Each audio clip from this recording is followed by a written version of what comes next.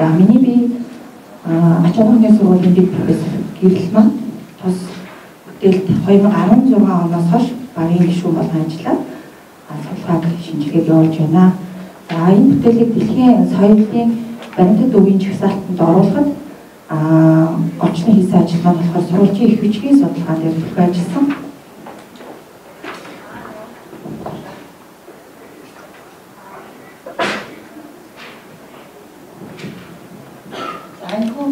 Дээрээс тогтоосон дүрсийн тусбарыг бүртгэсэн бичиг бүтээл дэлхийн соёлын баримтат өв рүү явсан бүтээл нь болохоор улаан хавцтай улаанаар тодруулсан байгаа энэ ном юм.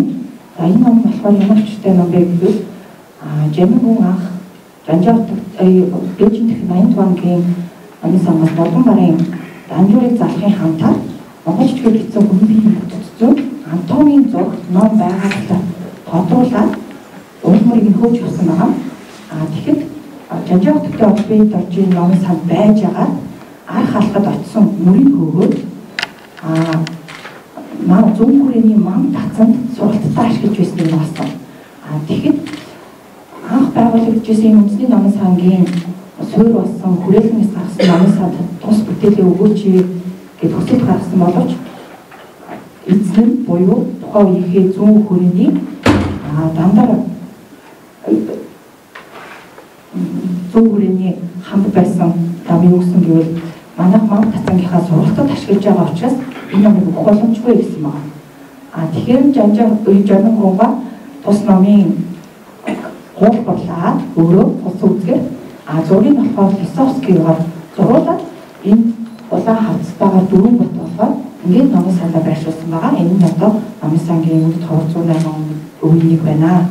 За энэ бүтээлийн анхны үе нь болохоор тэр цэнхэр хавцтай мам тацан ашиглагдчихсэн ном. Энэ бол 6 бот ном байгаа. 6 дэвтэр, дээд бот нь 4 дэвтэртэй, доод бот нь 2 дэвтэртэй ийм 6 дэвтэр ном байсан.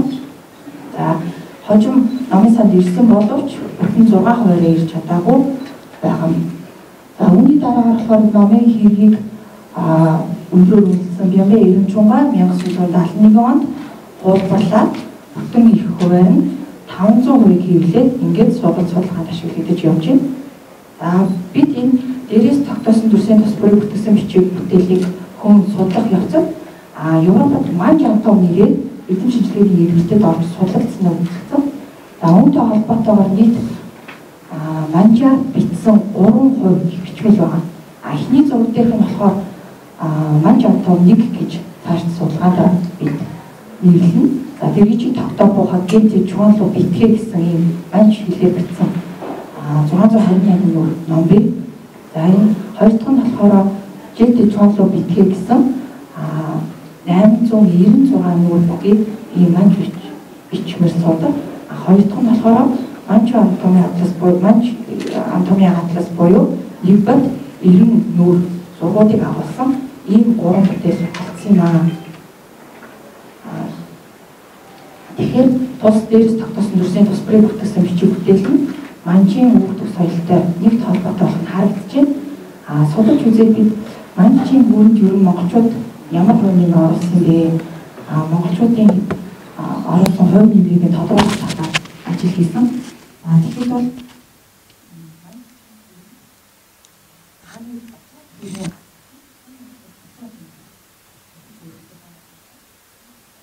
сан болоод хааны зүрх тэрний яам байсан байгаа. Тэгэхээр энэ хааны жүжээ зүрх тэрний яамд нь ясны хугарал малтарлыг барьж илж засч имжилдэг чавга нэртэй манжаар хятадаар бол Мөнгө Ийшин гэдэг нэртэй Монгол эмч гэсэн ийм албан тушаал бий болсон байна.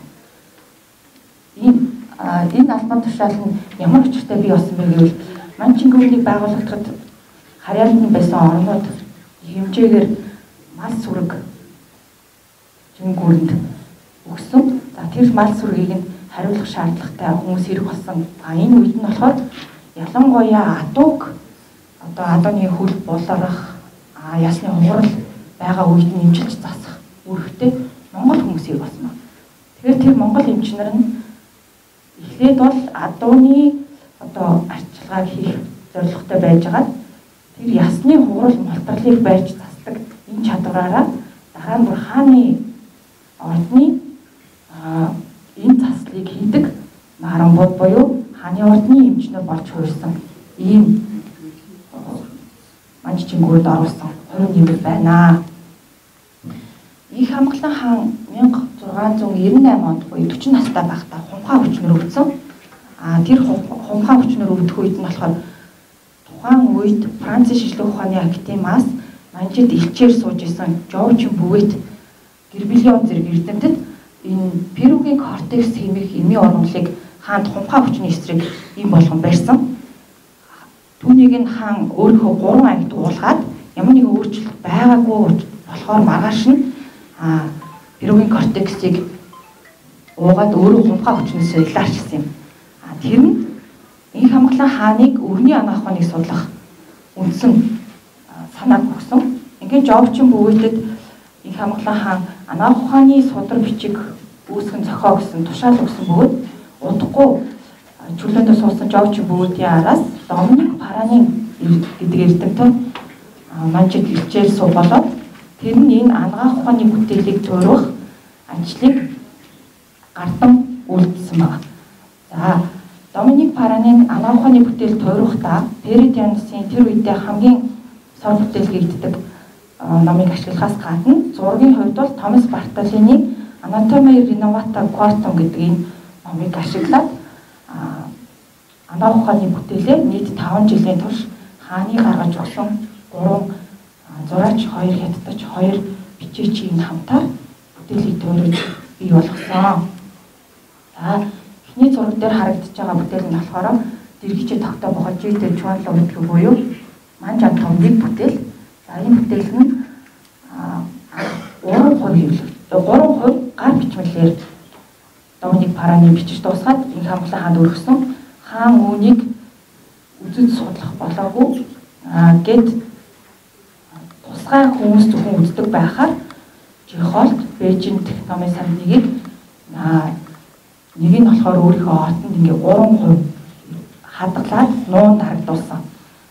Их Хамглан хааныг 1722 онд нас барсныхаа дараа 1723 онд Доминик Паранин өөр нэгэн тусгай хувилбарыг хийгээд Францын шижлэх ухааны академид өмнөдгөл захианы хамтаар Жэдэ Чуало битгэ гэсэн нэртэйгээр өөрөөр хэлбэл дээрээс тогтоосон буюу хааны зарилгаа гэсэн үг нь байхгүйгээр гарч ирж байгаад нэмэлт нэг батийн хамтаар Францын шижлэх ухааны академид бүргүүлсэн. Энэ нь одоогоор тус бүтээлээс байгаа их үеийг хадгалж байгаа дэлхийн цоргаан зүг болж байгаа.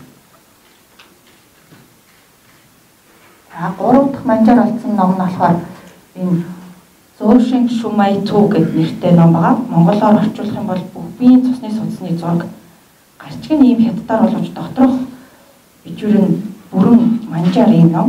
За үүнийг манай судалгааны баг манж антомын атласны эсрэгээр 2 дахь зураг дээр байгаа нэг давуу ном болгож хэвлүүлэн гаргасан. За энэ номонд болохоор юу байдаг вэ? Нийт 90 нүрэ зурагтай нэг нүрэн дээр хит хитэн зураг агуулсан. За үүнийг болохоор анх олсон цаг хугацаанд 1901 онд Питер Арт Крёл гэдэг нэртэй Дани эрдэмтэн боксерийн бослогын дараахан энэ номыг олоод Дани улс руу явуулсан.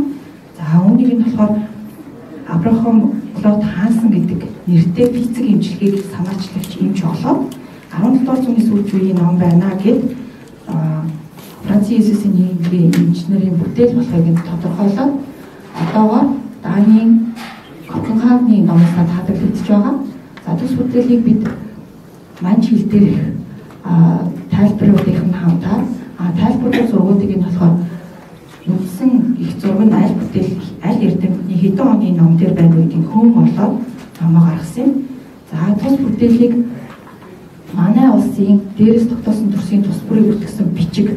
За манжаар бичигдсэн Доминик Паранины зэргүүдтэй харьцуулан авч үзсэн. За жишээлбэл хамгийн эхний зураг нь болохоор Томас Бартолини эрдэмтний Анатомия Quartum Renovata гэдэг нэртэй анатомийн бүтээл зураг ном. Хоёр дахь нь болохоор манж анатомийн атлас буюу бидний нөгөө Копенгагны номын сан хадгалагдж байгаа бүтээл. За гурав дахь нь болохоор энэ дэргэжийн тогтоо бохоо Жэдэ Чуанло гэдэг буюу манж хэлээр байгаа ном. Дөрөвдөг нь энэ дээрээс тогтоосон дүрсийн тусбарыг бүтээсэн бичиг бүтээл Монгол хичгээр байгаа 4 номыг харьцуулж авч үзсэн.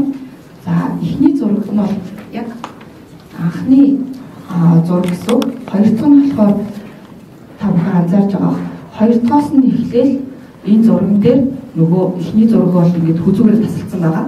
Гэхдээ хоёр дахь зурган дээрээс нь эхлээд шууд Монгол дээлний захтай болгоод хүзүүгээр тасалсан зураг биш болгоод тойрогдсон байна. Бүр манай бүтээл дээр бол яасан бэ гэхээр захын дээр нэмэлт оруулга оруулж өгсөн байлаа. Ингээд зургийг өөрчлөөд явсан байгаа. Та харагдаж байна.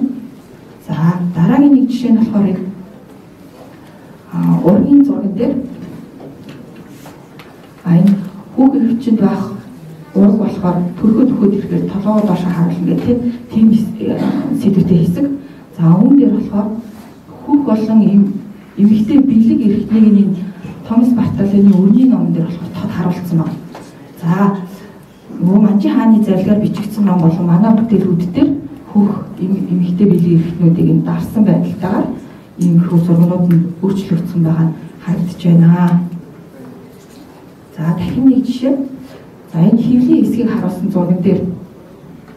За тэгээд дараа нь чацархай гидсийг харуулсан хэсэг дээр хүн ингээ бэлэг эрхтнүүдийг дараад өөрөлдвөл дорн дахны соёл, зам заншил, өв уламжлалтай холбоотойгоор тус бүтээлийг хуулбарлаж гаргасан гэхээс илүү зохиомжлон эмхтэн шинээр бүтээл гаргаж тойрож бичсэн болохоор энэ бүхнээс харагдаж байна. За ингээд маань чиглэлээр бичигдсэн за Монголд байгаа сурвалжуудаас гадна өвөр Монголд Улаан хятад ард улсаас зарилгаар тогтоосон гээтэй чонлоо бичиг нэртэй юм бүтээл бий. За энэ нь 1929 онд зодож уугаад авлаа сонин баяр үлзэж байгаа нэртэй хүмүүс маань чиглэлээс орчуулсан юм гэж гаргасан ийм ном бий. Гэхдээ бид доторх агуулгын судалгаа хийж үзэхэд манай усад хадгалагдж байгаа дээрээс тогтоосон дүрсийн тусбарыг бүтээсэн бичгийн анатомийн хэсгийг нь байхгүй зөвхөн доод бод буюу эмчилгээ энэ заслын хэсгийг нь 1700-аад оны үед 1900-аад оны үеийн зохиосон эрдэмтдийнх нь үгийн сонголт хэлний баялгаас хамаарат өөр байгаас бусдаар агуулгын өөрчлөлтгүй яг нэг бүтээл болох нь илэрсэн. За судалгаа гүшүү дэлгэрэнгүй явуулахын тулд бид манч хэлээр бичигдсэн байгаа 8 бод одоо Францын үндэсний яглийн түүхийн музейд хадгалагдж байгаа номыг монгол хэлээр кириллээр болгосон. За энэ үед болохоор латинаас гадна хятад, санскрит олон орны үг галыг цөмгүй байгаа тогтоогдсон. Түүний дундаа одоо бид орчуулах үед монгол хэлний урд өмнө сонсогдоогүй үгнүүд зөндөө гарсан. За жишээ болгоод хэлэх юм бол энэ Шаоминжингээр үзэх гэж байгаа. Орчуулад үзэхэд илрүүлэгч тойл буюу микроскоп Вайко эмчиг гэж бичсэн байгаа. Тэр нь эмчлэгч эмчийг хэлж байгаа. Жишээ нь гүйжин өвчин гэхээр хавнах өвчин байгаа зэрэгээр хийгдсэн. Түүнээс гадна монгол үгнүүд одоо хэрэглэгдэх байсан байгаа монгол үгнүүд хийлээд байсан. Жавжуур буюу завж тогтсон буюу тайвшлах те далны сондор буюу далны хамар гэх зэрэгээр их бичгийн судалгааг бас давхар хийсэн юм аа. Энэ дотор манч бус гаралтай үгнүүд байсан. Түүний ихэнхийн хятад гаралтай үг буюу 78% эзэлж байлаа. Монгол хуучин үгсийн дотроос хүний бие эрдэнэтэй холбоотой 21%, өвчин түүний шинжтэй холбоотой 22 үгийг шинээр төр бичгүүдийг ашиглан гаргаж ирсэн. За манай энэ дээрээс тогтоосон дүрсийн тусбарыг бүртгэсэн бичиг бүтээл дотор зургууд нь энэ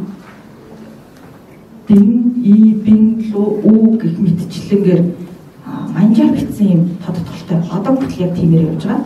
За энэ нь ямар утгатай юм бэ гэвэл латин гаралтай ABC-ийн дараал буюу хөгжин улаан улаагчин гэх зэргээр дараалалаар бичсэн хятад ханцны галыг болохыг нууж тогтоосон. За манай одоо энэ дэлхийн соёлын баримтад бүртгүүлэх гээд байгаа бүтээл дотор маань Европын сэргэн мандалтын үеийн нээлтүүд нэлээд их байдаг. Жишээлбэл Японы илүү мэдслээр аваад нойр булчирхай шинийн дээд хэсэгт дээд эзний хэсэгт урсан ордог болохыг баталсан туршилт. За тэгээд Нерус Апорториус, Нерус Вагус 13 дахь хос гурвын эмгэг зэрэг нээлтүүдийг тус бүтээлд маань оруулсан байт юм аа. Түүн дотроос тодтогч хэлвэл цусны их бага эргэлтийг тогтоосон анхны одоо энэ нээлт маань дээрээс тогтоосон дүрсийн тус бараг бүтгсэн бичээл гэдэг бүтээлд маань байдгийн. За энэ нь юу илэрхийлж байна гэхээр 1700-аад оны ихэнх үеэс буюу 18 дугаар зууны эхнээс тус бүтээл монголчууд өрний ангаах ухааныг өөрийнхөө ангаах ухааныг хөгжүүлэхээр сургалтад ашиглаж байсан монголчуудын өрний болоод орны ангаах ухааныг интеграцчлан хөгжүүлэх хөрс суурийг тавьсан ийм бүтээл болох нь тодорхой байна. За дүгнэлт хэлэхэд одоо олон улсын буюу Монгол улстай энэ бүтээл бол ангаах ухааныг хоёр ангаах ухааныг интеграцчлах хөрс суурийг анх тавьсан ийм томоохон бүтээл байна. За баярлалаа.